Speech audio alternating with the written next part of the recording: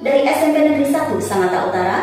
Di sini saya akan memaparkan intisari dasar-dasar pemikiran Ki Hajar Dewantara dan implementasinya di lingkungan sekolah. Berbicara mengenai pendidikan, maka kita tidak akan pernah lepas dengan sosok yang memegang peran penting di dalamnya. Siapa lagi kalau bukan Ki Hajar Dewantara. Ki Hajar Dewantara memiliki nama asli Raden Mas Suwardi Suryaningrat, yang merupakan Bapak Pendidikan Nasional. Beliau lahir pada tanggal 2 Mei 1889, yang sampai sekarang tanggal kelahiran beliau dijadikan sebagai Hari Pendidikan Nasional. Ki Hajar Dewantara adalah pendiri Taman Siswa dengan pemikiran-pemikiran beliau yang sampai sekarang menjadi dasar dalam mendidik anak bangsa. Ada 3 pokok yang menjadi dasar pemikiran Ki Hajar Dewantara. Yang pertama adalah Merdeka Belajar atau pendidikan yang berpusat pada peserta didik. Tujuan pendidikan adalah menuntun segala kekuatan kodrat yang ada pada anak-anak agar mereka dapat mencapai keselamatan dan kebahagiaan yang setinggi-tingginya, baik sebagai manusia maupun anggota masyarakat. Ki Hajar Dewantara mengibaratkan pendidik adalah seorang petani dan peserta didik adalah biji tumbuhan yang ditanam dan disemai oleh Pak Tani. Anak-anak adalah ibarat biji jagung yang ditanam. Apabila ditanam di tanah yang subur, dipupuk dan disiram dengan baik, mendapatkan cahaya matahari yang cukup, meskipun kualitas biji tersebut kurang baik, maka biji tersebut akan tetap tumbuh dengan baik.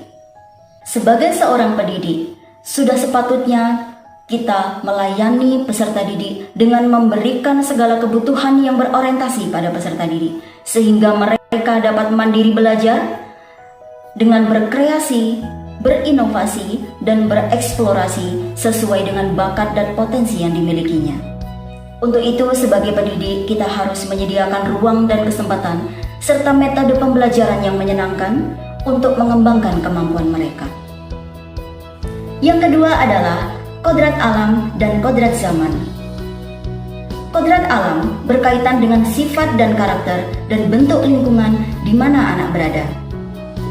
Pendidik harus mampu mengenali kodrat alam yang dimiliki masing-masing peserta didik agar mampu memberikan tuntunan yang sesuai dengan karakter anak.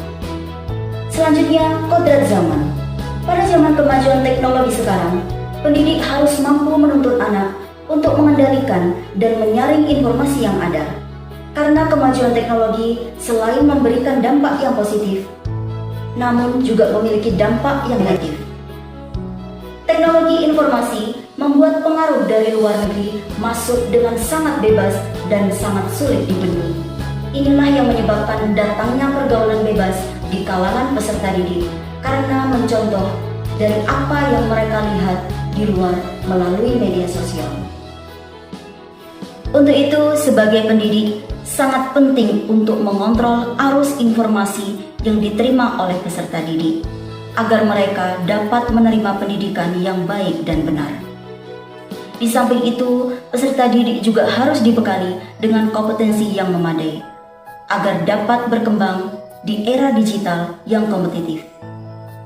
Oleh sebab itu, anak-anak harus dibekali dengan budi pekerti. Menurut Ki Hajar Dewantara, keluarga adalah tempat yang utama yang paling baik untuk melatih pendidikan sosial dan karakter bagi seorang anak. Tujuan budi pekerti adalah untuk mengembangkan nilai, sikap, dan perilaku peserta didik yang memancarkan akhlak yang mulia. Bagaimana menerapkannya di sekolah?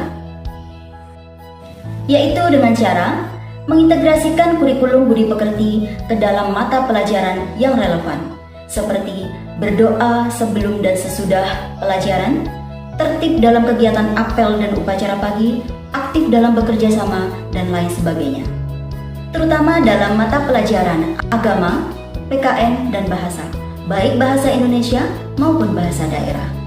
Yang kedua, mengintegrasikan ke dalam kegiatan sehari-hari yang ada di sekolah, seperti membiasakan anak untuk bekerja bakti membersihkan lingkungan di sekolah.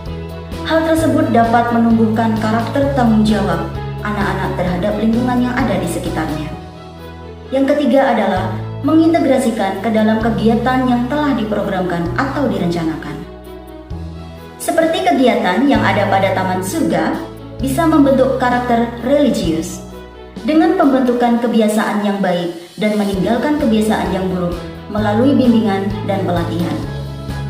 Selanjutnya pada kegiatan Pesta Karya. Melalui kegiatan ini, peserta didik akan lebih mengenal budaya dan keanekaragaman yang ada di Indonesia, sehingga menumbuhkan rasa saling menghormati satu sama lain. Selanjutnya adalah membangun komunikasi dan kerjasama antara sekolah dengan orang tua peserta didik. Dasar pemikiran Ki Hajar Dewantara yang ketiga adalah trilogi pendidikan. Semboyan pendidikan yang diusung oleh Ki Hajar Dewantara yaitu Ing Ngarso Sung Tulodo, di depan memberi teladan Ing Matyo Mangun Karso, di tengah membangun karsa atau kemauan, Tutwuri Handayani, di belakang memberikan dorongan. Sebagai seorang guru, sudah sepatutnya kita menjadi contoh yang baik dalam bersikap dan menjadi panutan murid-murid kita.